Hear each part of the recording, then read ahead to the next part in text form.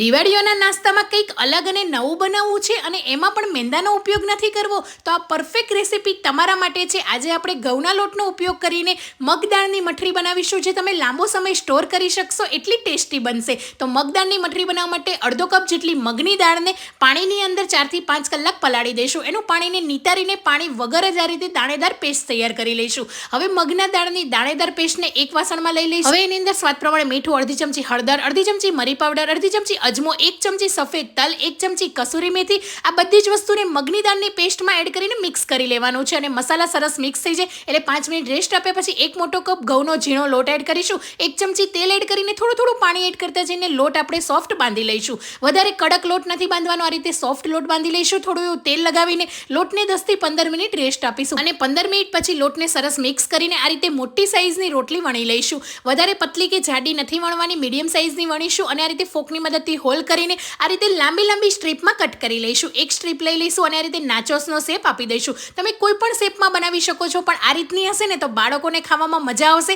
કંઈ ટ્રાવેલિંગમાં પણ તમે લઈ જઈ શકો. હવે મીડિયમ ગરમ તેલની અંદર આપણે જેટલી સમય એટલી મઠરી એડ કરી લઈશું અને આ રીતે લો ગેસની ફ્લેમ પર જ એકદમ સરસ એવો કલર આવે અને ક્રિસ્પી થાય ત્યાં સુધી તળી લઈશું. તો મગની દાળની મઠરી તૈયાર છે. એકદમ ક્રિસ્પી અને ટેસ્ટી બની છે અને આ મઠરીને ઓડી સ્નેક બેગમાં ભરીને તમે ટ્રાવેલિંગમાં લઈ જઈ શકો છો. તો તમે પણ ટ્રાય કરજો.